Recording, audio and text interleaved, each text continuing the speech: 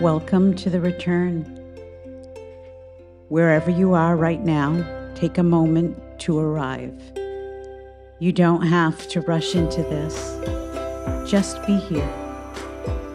Not as the mother or the wife, not as the woman who holds it all together for everyone. Just you. Let's take a deep cleansing breath. In through your nose and out through your mouth. For a moment, we're going to put everything down and just be present together. Good.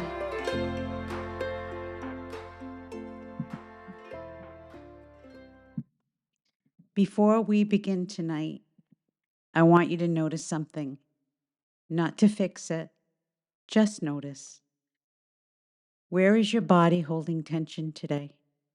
Your shoulders, your jaw, the space behind your eyes? You don't have to release it. Just notice that it's there. That's enough for now. Tonight, I want to talk about something that might explain why you've been working so hard on yourself and still feeling like something is missing. It has to do with the fact that you are not one thing. You never were. You are multidimensional. Most of us, most women, have been taught to think of ourselves as one thing, one unit, one person who either has it together or doesn't, who is either doing well or falling apart. But I want to offer you a different way of seeing yourself tonight, one that has changed the way I understand my own healing and the way I work with every woman I walk alongside with. You are not one thing. You are four. And in some spiritual or yogic traditions, you could have up to 7 interconnected bodies. From my beliefs and my teachings, we have 4 bodies, 4-dimensional places where your life is actually happening all the time, whether you're paying attention to them or not. The first is your spiritual body. Now, when I say spiritual, I don't mean religious, though it can include that if that's part of your life. What I mean is, it's your relationship to meaning and to purpose and to the sacred and to the quiet knowing inside of you that is larger than the day-to-day things. It's something you can't always name, but you can feel. It's the part of you that aches when your life looks fine but doesn't feel honest. It's the part that wakes you up at 3 in the morning with a question you can't quite form. It's the part that has been whispering for years, this is not all that's there. I use the term spiritual intelligence, and I want you to understand what I mean by that. It's not about how much you pray or how often you meditate or what traditions you follow. Spiritual intelligence is your ability to hear the deeper truth inside yourself and trust it. It's knowing, not with your mind, but with something older and quieter, that you are here for a reason and that life that you're having and living right now may not be aligned with that reason. Many women over 50 may have either abandoned their spiritual body or outsourced it to someone else's definition. They stopped listening to their own knowing and started trusting everyone else's answers instead. And then they wonder why they feel so hollow, why they go through the motions of a faith or a practice or a daily routine and still feel like something is missing. What's missing is their own voice inside the conversation. The second is your mental body. This is the world of your thoughts, your beliefs, your stories, the narration running beneath everything you do. It's the voice in your head that tells you who you are and what you're capable of and what you deserve and what's possible. And here's what most women don't realize: many of those stories aren't yours. They were handed to you by your family, by your culture, by the experiences that shaped you. And you've been living from them for so long that they feel like truth. But a belief you inherited is not the same as the truth you chose. Here's what that looks like in real life. Let's say a woman sits across from me and says, I can't do that. I'm not that kind of person who does that. And when I ask her where she learned that about herself, she goes quiet because she doesn't know. It's just always been there, like a wall in a house she didn't build. She's been walking around in it her entire life, never once questioning whether it needed to be there. Your mental body is where your patterns live.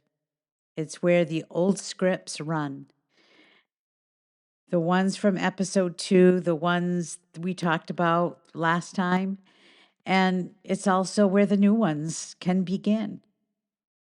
But only once you can see the ones that have already been playing. The third is your emotional body. This is where you feel, and just as importantly, what you've been told to feel and what not to feel. How many times has someone told you that you're too sensitive or too emotional or too much or not enough? How many times have you swallowed what you were feeling because the room didn't have space for it? Because someone else's comfort mattered more than your honesty. Your emotional body has been keeping a record of every feeling you silenced, every grief you postponed, every anger you swallowed because it wasn't ladylike or convenient or safe. She is not fragile, she is full. And here is something I need you to hear. Your emotions are not the problem. They never were. Your emotions are information. They are the body's way of telling you the truth when your mind is too busy, managing to listen. It's the sadness that comes out of nowhere at the kitchen sink, or the anger that rises when someone dismisses you, or maybe the grief that sits in your chest on a Sunday afternoon for no reason you can name. Those feelings are not weaknesses, they are signals. And when you learn to listen to them instead of silencing them, they will tell you things your mind could never tell you. The fourth is your physical body, the one you can touch, the one you live in every day, and the one for so many women that has been keeping score when no one else has been paying attention. The tensions in your shoulder, the exhaustion that sleep doesn't fix, the clenching in your stomach when someone asks you for one more thing. The body has been carrying what your mind refused to acknowledge and your emotions weren't allowed to feel. She has been doing the heavy lifting for a very long time, and she is tired. You know what I hear from women more than almost anything? I don't know what's wrong with me. I'm exhausted all the time. And the doctor says her blood work's fine, her thyroid's fine, everything is fine, but she is bone tired, and no amount of sleep or supplements or self care Sundays seem to touch it. That's because the exhaustion isn't physical, or rather, it's not only physical. It's the weight of the three other bodies she hasn't been tending to, all pressing down on the one body she can feel. Her physical body is carrying the bill for everything the other three have been enduring in silence. Now, before we go further, I want to talk about something most people never mention when they talk about the mind, the emotional, physical, or the spiritual bodies. These four bodies don't live in separate rooms. They are in constant conversation with each other. And when one of them is suffering, the others feel it. When your emotional body is full of grief that you haven't processed, your physical body develops the headache, the tight chest, the insomnia. When your mental body is running a story that says, I'm not enough, your spiritual body goes quiet. Because how can you hear your own purpose when the loudest voice inside you is saying, you don't deserve one? And when your spiritual body has been abandoned, when you've lost your connection to meaning, to something larger than the daily grind, your mental body fills the void with busyness and with lists and with control. Because when you can't feel your purpose, productivity becomes the substitute. They talk to each other all the time. The question is whether you're listening. So, here's what I want you to understand. And this is the part that changes everything. Many women have been pouring everything into one or two of these bodies and completely neglecting the others. Here's a couple of examples.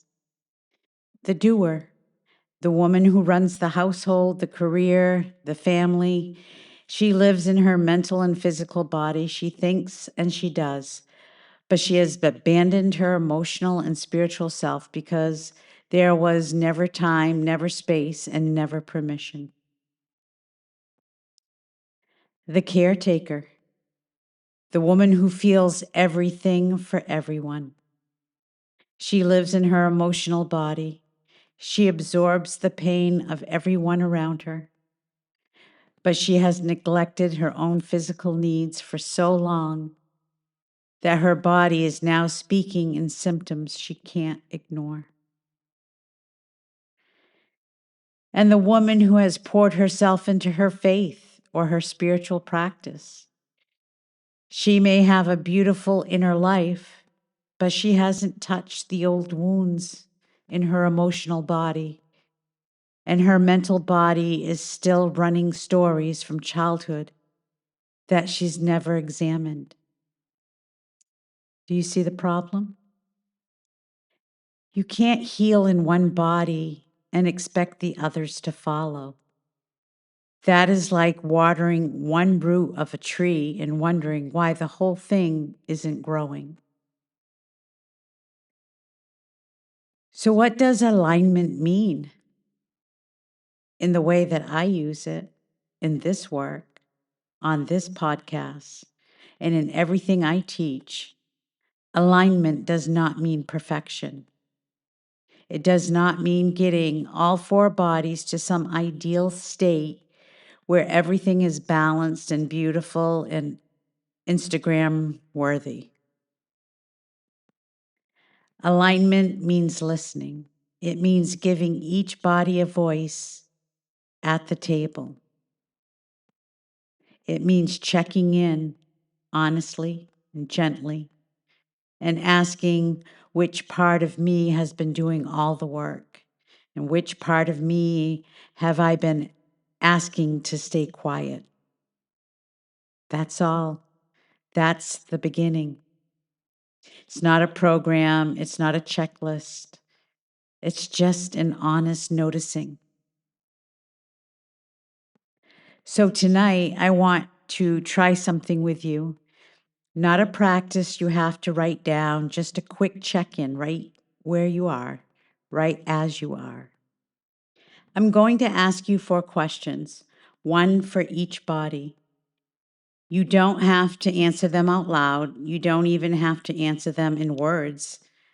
Just notice what rises. First, your spiritual body. When was the last time you felt connected to something larger than your to-do list? Something sacred, something meaningful, something that reminded you why you are here. Second, your mental body. What is the story you tell yourself most often about who you are? Is it the story you chose or one that was handed to you?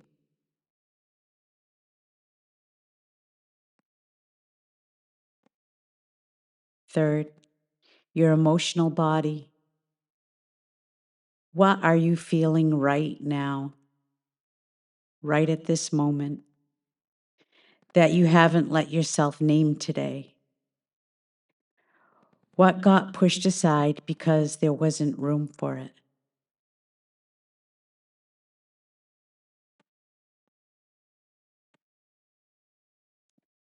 And fourth, your physical body. Where is she holding it all? Where does she ache or grip or brace? What is your body trying to tell you?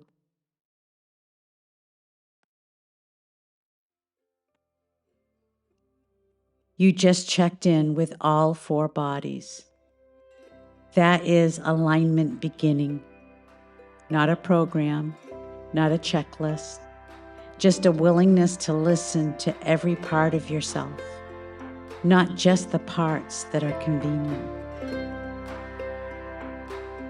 You are not one thing. You never were. You are spiritual and mental, emotional and physical, all at once, all the time. All of it is worthy of your attention. All of it is worthy of your care and your compassion. Let yourself be whole tonight, even if it's just while you sleep. Rest well. I'll see you in the next episode.